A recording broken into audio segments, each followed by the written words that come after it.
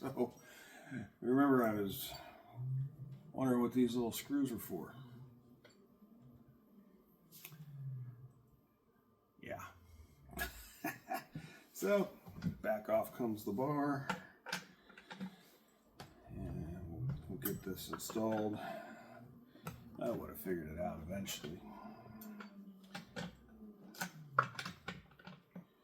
We'll just write that off as a silly moment. It's going to truly stink having to do this all over again, but okay, there goes that. There goes that. All right.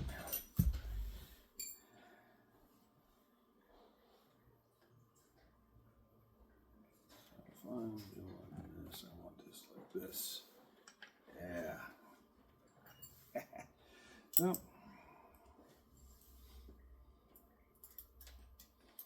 get these started. Hopefully they never fall out.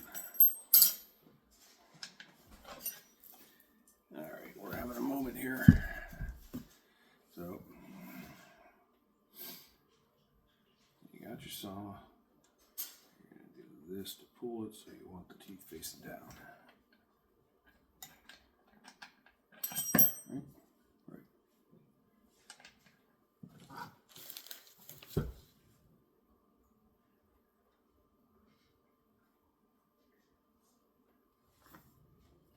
Interesting. See what the book says. When in doubt, read the manual, right? Yeah. Everything else in the world that you buy has pictures.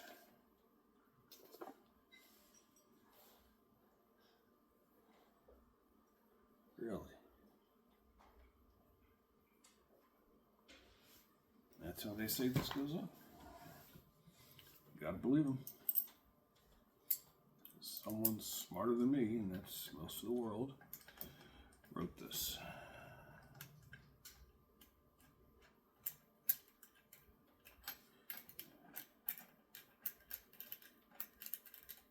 Kind of wish it had come with lock washers.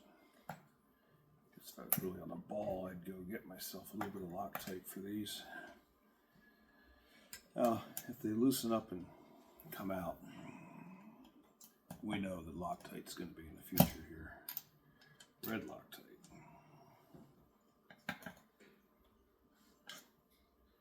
So what I've been doing is I've been putting this together as I come across the screws and the nuts and the bolts that are exposed. I've been checking them, make sure they're actually tight, just so that down the road I don't run into problems with, you know, screws and nuts backing out. Okay, what I really don't want to do is, this looks like some kind of aluminum or white metal, and I really don't want to crack that. So, here we go again. Oh boy. You know, it seems like we just went through this.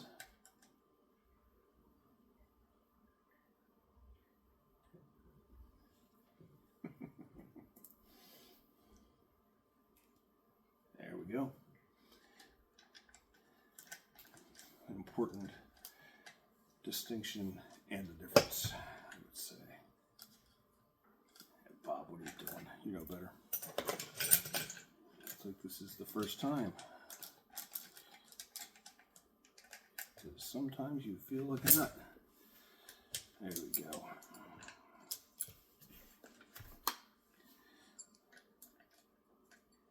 There we go.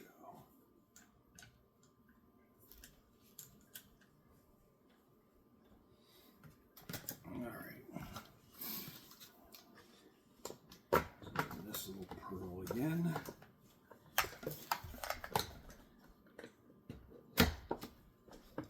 Okay.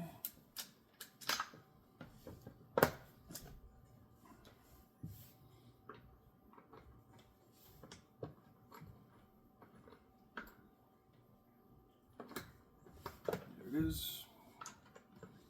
Nice and loose. Get our bar nuts on again. Something that I think is key and worth mentioning is the first cut with the new bar and the new chain. I'd say after 15 or 20 passes through any decent sized wood, I would top the edge off on these. Just run the file across them real quick, and then at the end of the day, I pull that chain and run it through the sharpener or whatever your preference is for sharpening a chain. I have learned that, in the field, using the file is not difficult, although they sent me a file without a handle.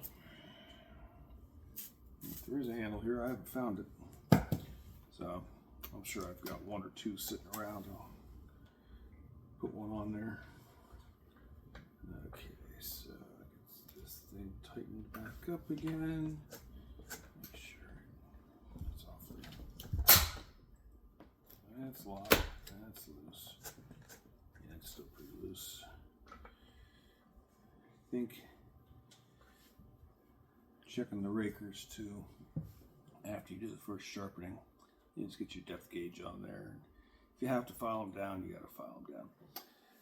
Don't forget up here, grease up the tip of your bar. This one didn't look like it came pre-greased, so tomorrow when I get out there, I will take my little grease gun to that fitting and